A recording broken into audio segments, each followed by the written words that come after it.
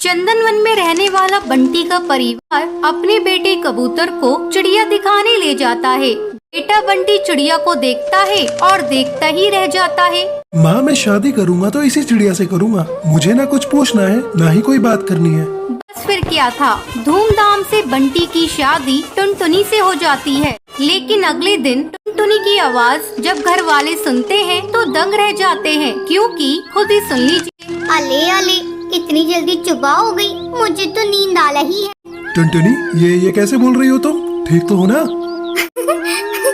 बिल्कुल बिल्कुल, मुझे ता हुआ है, मैं तो बिल्कुल ठीक हूँ। बंटी को समझते देर नहीं लगती है, तभी उसकी माँ वहाँ आ जाती है। अरे बंटी बेटा, बहू को क्या हुआ? तुम लोग परेशान से लग रहे हो, सब ठीक तो है ना? बंटी कुछ बोलता उससे पहले ही टुनटुनी बोल पड़ती है। अरे चाचू माँ, कोई बात नहीं है, ये तो बिला वजह ही परेशान हो रहे हैं। अरे ये तो तोतली है, तोतली। मेरे तो भाग्य ही फूट गए। तुझे ही तो लड़की की सूरत देखनी थी, देख ली। अब जीवन भर करो मेला बाबू, मेला सोना। अरे माँ, तुम भी मजाक कर रही हो। मैं अपने दोस्तों के सामने से कैसे लेकर जाऊँगा? बंटी को परेशान देखकर टुनटुनी हंसती है और कहती है, अले आपको परेशान होने की जरूरत नहीं है, मैं चुपला करूँगी आपके दोस्तों के सामने। मेरे पापा भी मेले को चुपलाने को बोल। बंटी और उसकी माँ को टुनटुनी का आइडिया अच्छा लगता है। अगले दिन बंटी और टुनटुनी बंटी के दोस्त के घर जाते हैं, जहाँ बंटी टुनटुनी को समझाकर जाता है उसे चुप रहना है, चाहे जो हो जाए वो एक बूंद आवाज नहीं निकालेगी। बस क्या था, सब खाना खाते हैं। बंटी के दोस्त की बीवी टुनटुनी से उसका नाम पूछती है, तभी बंटी बोल पड़ता है, टुनटुनी नाम है भाभी इसका। अब दोस्त के घर कोई भी टुनटुनी से सवाल करता, जवाब बंटी देता। टुनटुनी को बोलने का मौका ही नहीं देता। उसे डर था कहीं टुनटुनी उसके तोतलेपन की पोल न खोल दे। अरे भैया, क्या बात है? जब से आप आए हैं मैंने तो आपकी बीवी की आवाज ही नहीं सुनी। कहीं गूंगी तो नहीं है ना? टुनटुनी को ये बात सुनकर बुरा लगता है, लेकिन उसे बंटी की बात भी याद रहती है। उसे कुछ भी नहीं बोलना है, तो लिहाजा वो चुप ही रहती है। अरे नहीं भाभी, टुनटुनी नाम है मेरी बीवी का, टुनटुनी। और टुनटुनी भी भला गूंगी हो सकती है क्या?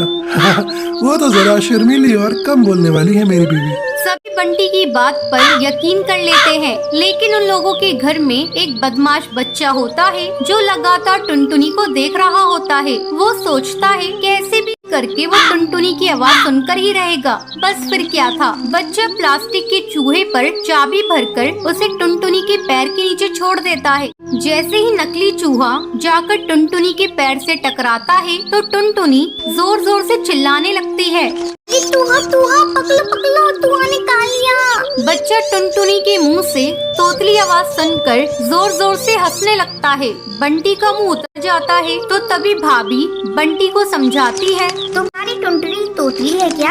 हाँ भाभी भैया, मैंने तो बस इसकी सुंदरता देखी, इससे कोई सवाल जवाब करना भी जरूरी नहीं समझा। लेकिन शादी के बाद मुझे पता चला कि ये तो तोतली है। अरे कोई बात नहीं बंटी भैया, अब तोतलापन का इलाज है। आप ना इसे अच्छे डॉक्टर को दिखाइए, इसका इलाज संभव है। अच्छा भाभी, फिर तो मैं कल ही इसे डॉक्टर के पास लेकर जाऊंगा और फिर मेरी टुनटुनी सच में कोयल की तरह बोलेगी। बंटी कबूतर टुनटुनी को डॉक्टर के पास लेकर जाता है। कुछ ही महीनों बाद टुनटुनी बिल्कुल ठीक हो जाती है। बंटी जी, आपका बहुत बहुत शुक्रिया। आज आपकी वजह से मेरा तुतलानापन दूर हो गया और मैं अच्छे से बोल पा रही हूँ। अब वो तीनों एक साथ खुशी खुशी रहते। ये कहानी खूबसूरत से जंगल की है, जहाँ कई सारे पक्षी अपना जीवन बसर कर रहे थे। उसी जंगल में टुनटुनी नाम की गरीब चिड़िया, जो अपनी बूढ़ी माँ टोनी चिड़िया के साथ एक छोटे से घोंसले में रहती थी।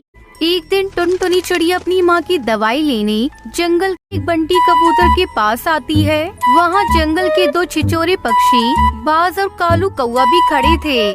भाई, मेरी माँ की दवाइयाँ खत्म हो गई हैं। क्या मुझे उधार दवाइयाँ दे सकते हैं? मैं आपको थोड़े दिनों में ही पैसे दे दूंगी। क्षमा करना चिड़िया बहन, पर हम किसी को उधार दवाइयाँ नहीं देते। अगर आपके पास पैसे हो तो बोलिए, पर न जाइए यहाँ से चिड़िया बहन। भाई, कुछ गरीब की सहायता कीजिए, थोड़ा तो मुझ पर विश्वास रखिए। मेरी माँ की तबीयत बेहद नासाज है, उन्हें दवाइयों की सख्त जरूरत है। एक बार कहा ना चिड़िया बहन, पैसे हो तो बोलिए वरना जाइए यहाँ से आप। जैसे यहाँ हजारों पक्षी आते हैं, अगर मैं हर किसी को उधार देने लगा तो मुझे तो अपनी दवाइयों की दुकान बंद करके घोंसले में रहने की नौबत आ जाएगी। फिर चिड़िया निराश होकर वहाँ से चली जाती है। तभी कालू कौवा और बाज दोनों पक्षी ये सब देख रहे होते हैं। बाज भाई चलो अपना काम शुरू करते हैं। कालू कौवा और बाज दोनों मिलकर जहरीली दवाइयाँ लेते हैं और टुनटुनी चिड़िया के पास जाते हैं। टुनटुनी चिड़िया उसी रास्ते से ही उड़ती चली जा रही थी। रुकिए रुकिए चिड़िया बहन। अरे आप दोनों कौन हैं? चिड़िया बहन, जब आप अपनी माँ के लिए उस बंटी कबूतर से दवाइयाँ मांग रही थी तब हम दोनों वहीं खड़े थे। ये लीजिए आपकी माँ के लिए दवाइयाँ। ये दवाइयाँ हम दोनों ने अपने पैसों से ली हैं और आपको इस दवाई के कोई भी पैसे नहीं देने हैं। ये हमारी ओर से तुम्हारी माँ के लिए हैं। आपको बहुत बहुत धन्यवाद पक्षियों, आपने मुझ गरीब की बड़ी सहायता की है। टुनटुनी चिड़िया भावनाओं में बहकर बिना देखे ही उन दवाइयों को लेकर अपने साथ अपने घोंसले में आ जाती है और आते ही अपनी माँ को वो जहरीली दवाइयाँ खिला देती है। दवाई खाने के बाद ही टूनी चिड़िया की मृत्यु हो जाती है।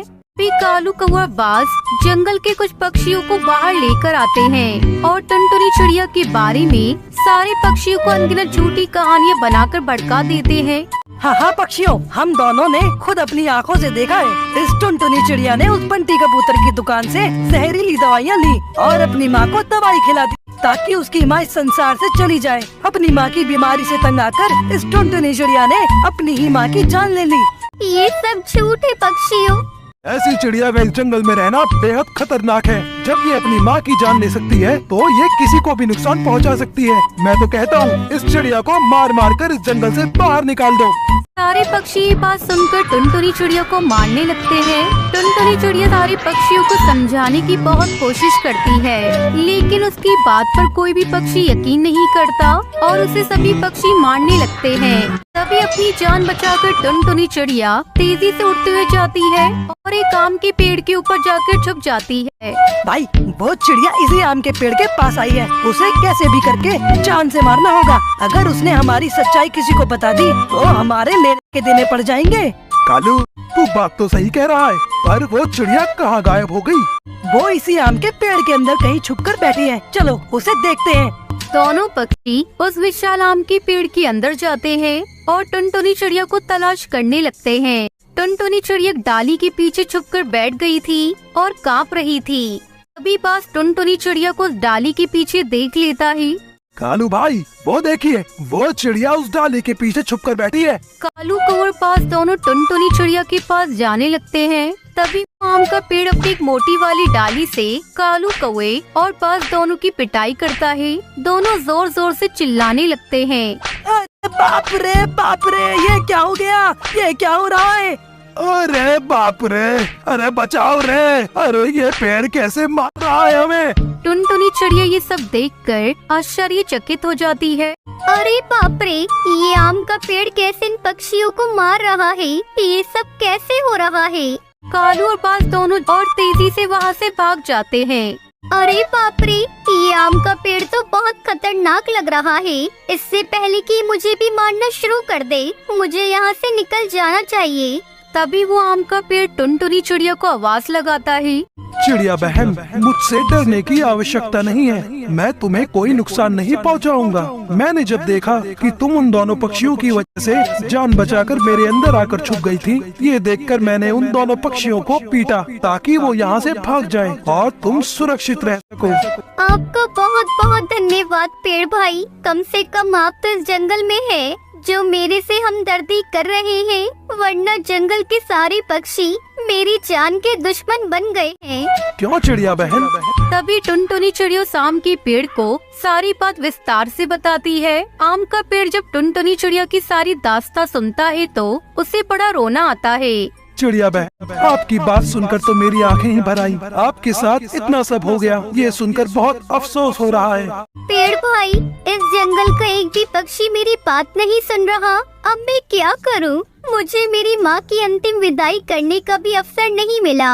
उन दोनों पक्षियों ने आपके साथ ऐसा व्यवहार किया है। ये बात आपने पहले क्यों नहीं बताई चिड़िया बहन, वरना तो मैं उन दोनों पक्षियों को यही जान से मार देता। अब आपको चिंता करने की आवश्यकता नहीं है चिड़िया बहन, आप मेरे ऊपर अपना घोंसला बना लो और यहीं रहो। आपको यहाँ किसी बात का खतरा नहीं होगा। पेड़ भाई, अगर फिर से वो पक्षी मुझे मारने यहाँ आ गई तो? चिड़िया बहन, अब मैं आपका दोस्त हूँ, आने दो उन दोनों पक्षियों को। मैं ऐसा मजा चखाऊंगा कि वो अपने आप को नहीं पहचान पाएंगे। अब आप यहाँ आराम से रहो। आम का पेड़ तुरंत अपनी एक डाली पर एक बड़ा सा घोंसला बना देता है। उसके बाद टुनटुनी चिड़िया उस आम के पेड़ के ऊपर उस घोंसले में रहने लगती है और उसी आम के पेड़ की आम खाकर अपनी बाकी जिंदगी खुशी खुशी गुजार देती है।